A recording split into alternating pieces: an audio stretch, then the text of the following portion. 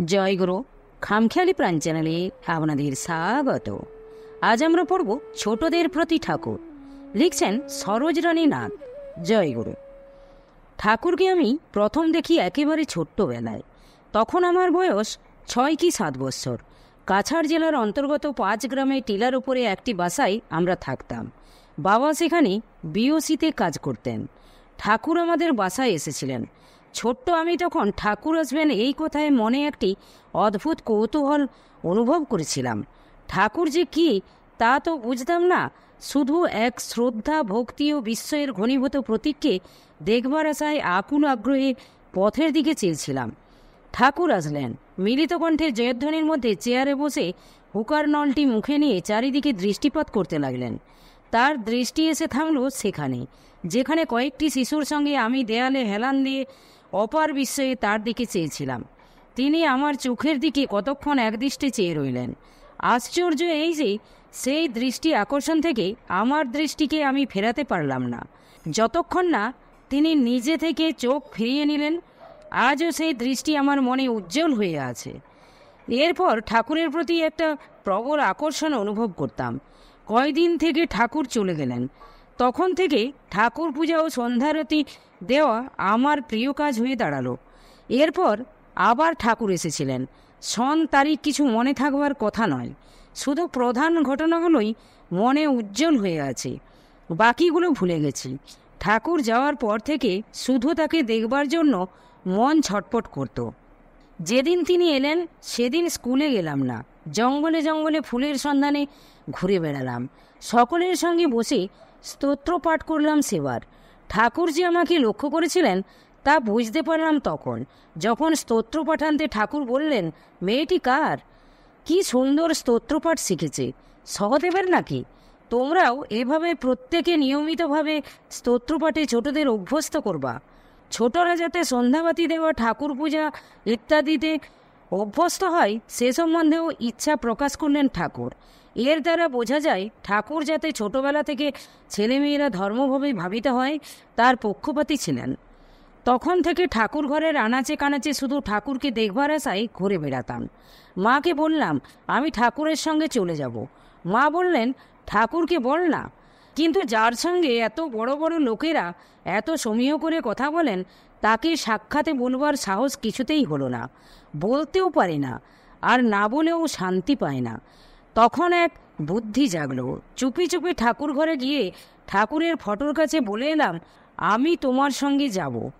ভাবলাম ব্যাস, বলা হয়ে গেল। ফটোকে সকলে পূজা করে, নিশ্চয় এর মধ্যে ঠাকুর আছেন বলেই। সন্ধ্যাবেলা সকলে ঠাকুরকে প্রণামাদি করছে। আমি গিয়ে প্রণাম করে দাঁড়াতে ঠাকুর বললেন, খুকি তুই আমার সঙ্গে আশ্রমে যাবি? এ প্রশ্নে বিস্ময় জাগলো না, কারণ ঠাকুরের ফটোতে বলেছি।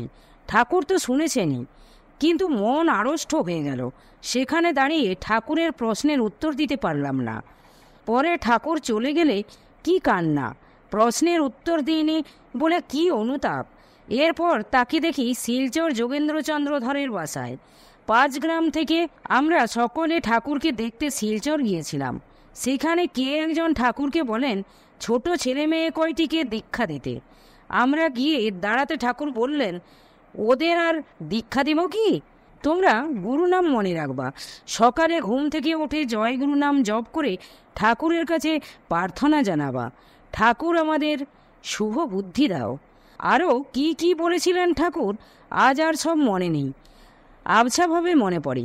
রোজ ঘুমাতে যাবার আগে সমস্ত দিন কীভাবে চলেছি তার হিসাব মনে মনে নিয়ে খারাপ যা করেছি তার জন্য অনুতপ্ত হয়ে এরূপ আর করব না ও ভালো কাজগুলির জন্য তৃপ্তি অনুভব করে পরে এরূপ আরও ভালো কাজ করব, এই সংকল্প নিয়ে জয়গুরু নাম জপ করে ঘুমাতে বলেছিলেন। পরে তার এক সেবক আমাদিগকে কয়েকটি আসন শিখিয়ে দিয়েছিলেন।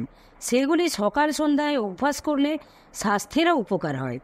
আমরা এরপর থেকে ভাবতাম ব্যাস দীক্ষা হয়ে গেল, জয়গুরু এই শব্দই মন্ত্র। ঠাকুরের উপদেশের পর ঠাকুরকে সকলে প্রণাম করে চলে গেল। আমি প্রণাম করে যাওয়ার জন্য ফিরে দাঁড়াতে ঠাকুর বললেন, তোমার নাম কি? আমি বললাম সরোজ নলিনী। তখন ওই নাম ছিল।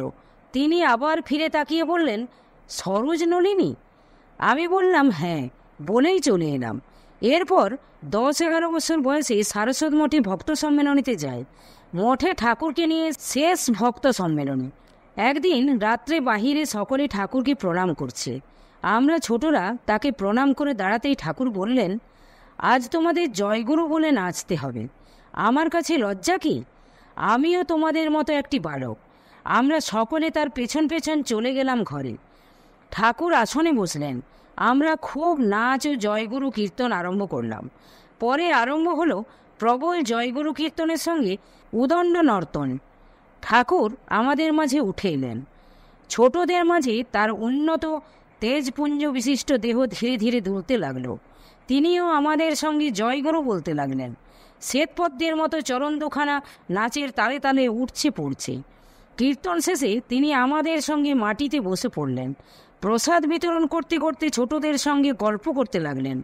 সকলের নাম জিজ্ঞেস করলেন। কেউ পড়ে গিয়ে ব্যথা পেয়েছে নাচের সময়, বলছেন কি দক্ষ পেয়েছ, কে যুথিনাপতি প্রসাদ নিতে এসো। একটি ছোট ছেলেকে জিজ্ঞেস করলেন, তোমার বাবার নাম কি? সে বলল, বাবা। মার নাম? মা। এইভাবেই ছোটদের নিয়ে আনন্দ করতে লাগলেন। এরপর ঠাকুর মায়েদেরও জয়গুরু বলে নাচতে বললেন। খুব নাম করো, নাম করতে করতে ভাব হবে, ভাব হতে হতেই প্রেম হবে।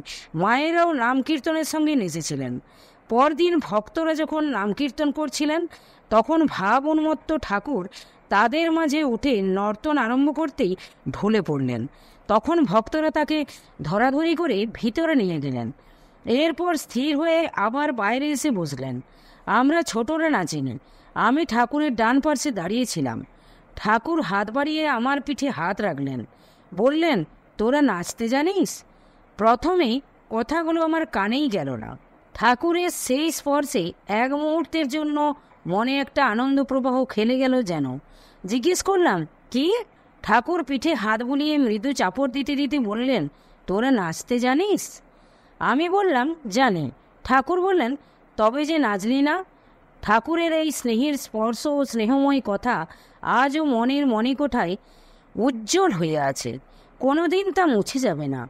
ঠাকুরের স্নেহ পাওয়ার লোভ কার না হয়?